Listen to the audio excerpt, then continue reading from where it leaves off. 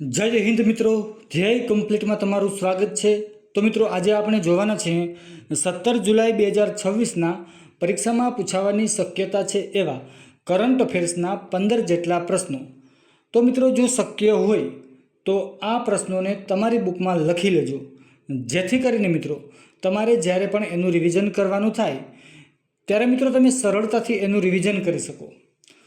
અને મિત્રો આપણે કરંટ અફેર્સ રોજે રોજ જ કમ્પ્લીટ કરતું જવાનું છે। મિત્રો આમ કરવાથી તમને ફાયદો શું થશે તો કે મિત્રો તમારે જ્યારે પણ એક્ઝામ આવશે ત્યારે કરંટ અફેર્સ તમારે કમ્પ્લીટ હશે।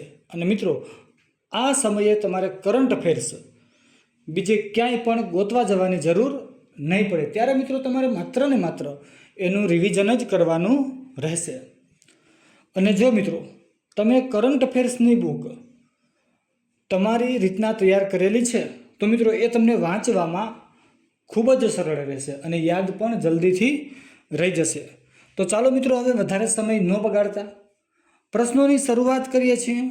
પણ એ પહેલાં જો હજી સુધી તમે આપણી ચેનલને સબસ્ક્રાઈબ નથી કરી તો મિત્રો ચેનલને સબસ્ક્રાઈબ કરી દો અને આ વિડીયોને તમારા દરેક મિત્રોને શેર કરી દો। તો ચાલો મિત્રો હવે આગળ વધીએ અને પ્રશ્નોની શરૂઆત કરીએ। પહેલો પ્રશ્ન જોઈએ, તાજેતરમાં 2025 માટે 60મો જ્ઞાનપીઠ પુરસ્કાર કોને એનાયત કરવામાં આવ્યો છે? તો મિત્રો આ 60મો જ્ઞાનપીઠ પુરસ્કાર જે છે એ આર વૈરામુથુને આપવામાં આવ્યો છે। અને મિત્રો આ આર વૈરામુથુ એ પ્રસિદ્ધ તમિલ કવિ, ગીતકાર અને લેખક છે। બીજો પ્રશ્ન જોઈએ, દિલ્હી સરકાર દ્વારા મહિલા સમૃદ્ધિ યોજનાનું નામ બદલીને શું રાખવામાં આવ્યું છે? તો મિત્રો આ મહિલા સમૃદ્ધિ યોજનાનું જે નામ બદલવામાં આવ્યું છે અને નવું નામ રાખવામાં આવ્યું છે દિલ્હી લક્ષ્મી યોજના। મિત્રો આ યોજનામાં જે પાત્ર મહિલાઓ છે કે જેને મિત્રો લાભ મળવો જોઈએ એવી મહિલાઓ છે, એવી મહિલાઓને મિત્રો એના બેંક એકાઉન્ટમાં ડાયરેક્ટ 2500 રૂપિયા મિત્રો આપવામાં આવે છે। અને મિત્રો આ જે છે એ દર મહિને આપવામાં આવે છે। ત્રીજો પ્રશ્ન જોઈએ, કઈ ટેલિકોમ કંપનીએ ભારતમાં કોમર્શિયલ ઉપયોગ માટે સેટેલાઇટ ફોન લોન્ચ કર્યો છે? તો મિત્રો એ કંપની છે BSNL। અને મિત્રો આ BSNLનું પૂરું નામ છે ભારત સંચાર નિગમ લિમિટેડ। ચોથો પ્રશ્ન જોઈએ, વર્ષ 2026માં અમદાવાદમાં ભગવાન જગન્નાથની કેટલામી રથયાત્રાનું આયોજન કરવામાં આવ્યું છે? તો મિત્રો એ છે 149મી રથયાત્રા। પાંચમો પ્રશ્ન જોઈએ, મિત્રો તાજેતરમાં 5મી બિમસ્ટેક સુરક્ષા શિખર સંમેલનની યજમાની કયા દેશે કરી છે? તો મિત્રો એ દેશ છે આપણો દેશ ભારત છે। મિત્રો આ બિમસ્ટેકમાં કુલ સભ્ય દેશો કેટલા છે? તો કે 7 દેશો છે। મિત્રો ક્યાં ક્યાં છે મિત્રો? તો કે બાંગ્લાદેશ છે, ભારત છે, મ્યાનમાર છે, શ્રીલંકા છે, થાઈલેન્ડ છે, નેપાળ અને ભૂતાન છે। મિત્રો 5 દેશના નામ તો મિત્રો આ નામ ઉપરથી જ આપણને ખબર પડી જાય કે બી ઉપરથી બાંગ્લાદેશ, આઈ ઉપરથી ભારત એટલે કે ઇન્ડિયા, એમ ઉપરથી મ્યાનમાર, પછી એસ ઉપરથી શ્રીલંકા છે, ટી ઉપરથી થાઈલેન્ડ છે અને મિત્રો 2 નામ આપણે છેલ્લે યાદ રાખી લેવાના કે નેપાળ અને ભૂતાન છે। મિત્રો આ બિમસ્ટેકનું વડુમથકની જો આપણે વાત કરીએ તો એનું વડુમથક આવેલું છે ઢાકામાં। અને મિત્રો આ ઢાકા ક્યાં આવેલું છે? તો એ આવેલું છે બાંગ્લાદેશમાં। મિત્રો આ બિમસ્ટેકની સ્થાપના ક્યારે થઈ હતી? તો કે 6 જુલાઈ 1997ના રોજ મિત્રો આની સ્થાપના કરવામાં આવી હતી। છઠ્ઠો પ્રશ્ન જોઈએ, તાજેતરમાં કયા રાજ્યએ ભારતની સૌપ્રથમ સરકારી AI યુનિવર્સિટી સ્થાપવાની જાહેરાત કરી છે? તો મિત્રો એ રાજ્ય છે કર્ણાટક। મિત્રો કર્ણાટકમાં કઈ જગ્યાએ? તો કે બેંગલુરુમાં। મિત્રો કર્ણાટકના બેંગલુરુમાં એક કાર્યક્રમનું આયોજન કરવામાં આવ્યું હતું। એ કાર્યક્રમમાં મિત્રો આની જાહેરાત કરવામાં આવી હતી અને મિત્રો એ કાર્યક્રમનું નામ છે ગૂગલ કનેક્ટ ઇન્ડિયા 2026। શું છે મિત્રો નામ કાર્યક્રમનું? તો કે ગૂગલ કનેક્ટ ઇન્ડિયા 2026। સાતમો પ્રશ્ન જોઈએ, દર વર્ષે આંતરરાષ્ટ્રીય ન્યાય દિવસ ક્યારે ઉજવવામાં આવે છે? તો મિત્રો એ ઉજવવામાં આવે છે 17 જુલાઈના રોજ।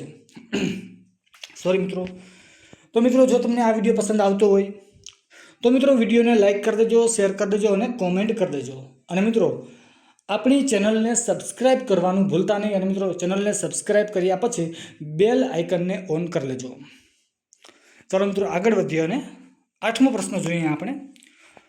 સંરક્ષણ મંત્રી રાજનાથ સિંહે 13 દિવસીય શૌર્ય વિજય યાત્રા મોટરસાયકલ રેલીનો પ્રારંભ ક્યાંથી કર્યો છે? તો મિત્રો આ જે પ્રારંભ કરેલો છે એ નવી દિલ્હીથી કરેલો છે. 9મો પ્રશ્ન જોઈએ. ભારતનો સૌથી મોટો વૈશ્વિક કાપડ કાર્યક્રમ કે મિત્રો એનું નામ છે ભારત ટેક્સ 2026 તાજેતરમાં ક્યાં શરૂ કરવામાં આવ્યો છે?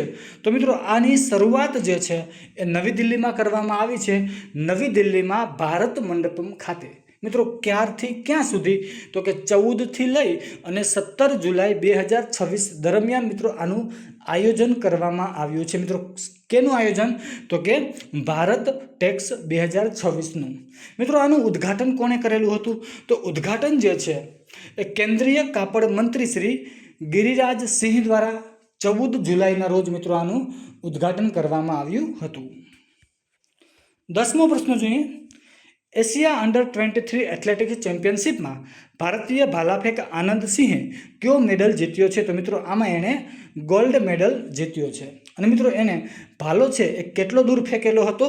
તો કે 80.57 મીટર જેટલો. સોરી મિત્રો આમાં ભારતે 16 મેડલ મેળવેલા છે કુલ.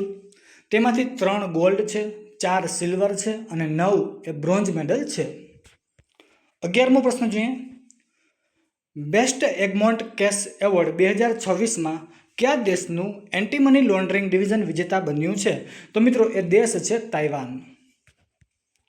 12મો પ્રશ્ન જોઈએ. ભારતે સંયુક્ત રાષ્ટ્ર સુરક્ષા પરિષદ 2028-29ની અસ્થાયી સદસ્યતા માટે કયું અભિયાન શરૂ કર્યું છે? તો એ છે શાંતિ અભિયાન. 13મો પ્રશ્ન જોઈએ.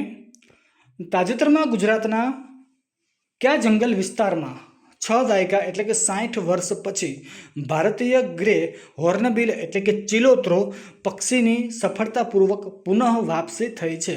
તો મિત્રો એ અભયારણ્ય છે ગીર રાષ્ટ્રીય ઉદ્યાન અને અભયારણ્ય. 14મો પ્રશ્ન જોઈએ. ગુજરાતની કઈ સંસ્થાને ગિનિસ વર્લ્ડ રેકોર્ડનું પ્રમાણપત્ર એનાયત કરવામાં આવ્યું છે? તો મિત્રો એમાં આપણે જોઈએ તો કે અમદાવાદ મ્યુનિસિપલ કોર્પોરેશનને આપવામાં આવ્યું છે અને બીજું કોને છે મિત્રો? તો કે ઇન્ડેક્સ ટીબીને આપવામાં આવ્યું છે. મિત્રો અમદાવાદ મ્યુનિસિપલ કોર્પોરેશનને 12 જુલાઈના રોજ આપવામાં આવ્યું હતું, 12 જુલાઈ 2026ના રોજ. અને ત્યાર પછી મિત્રો એની પહેલાં આપવામાં આવ્યું હતું આ ઇન્ડેક્સ ટીબીને. ક્યારે? તો કે 29 જૂન 2026ના રોજ આપવામાં આવ્યું હતું. મિત્રો આ ઇન્ડેક્સ ટીબીને જે આ પ્રમાણપત્ર આપવામાં આવ્યું એ કોના દ્વારા આપવામાં આવ્યું હતું? તો કે મુખ્યમંત્રી ભૂપેન્દ્રભાઈ પટેલ દ્વારા આપવામાં આવ્યું હતું. મિત્રો ક્યાં આપવામાં આવ્યું હતું? તો કે વડોદરા ખાતે યોજાયેલી વાઇબ્રન્ટ ગુજરાત રિજનલ કોન્ફરન્સ દરમિયાન મિત્રો એને આ પ્રમાણપત્ર આપવામાં આવ્યું હતું. મિત્રો કોને? તો કે ઇન્ડેક્સ ટીબીને. છેલ્લો પ્રશ્ન જોઈએ. Fortune India most powerful women એવોર્ડથી કોને સન્માનિત કરવામાં આવ્યા છે? તો મિત્રો એ છે નીતા અંબાણી. તો મિત્રો આ હતા પરીક્ષાલક્ષી કરંટ અફેર્સના પ્રશ્નો.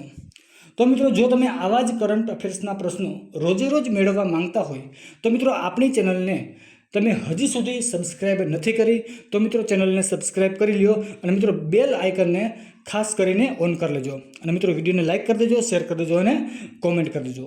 મિત્રો બસ અત્યારે અહીં લગી રાખીએ છીએ. ફરી મળીશું નવા વિડીયોમાં. તો જય હિન્દ, જય ભારત, થેન્ક યુ.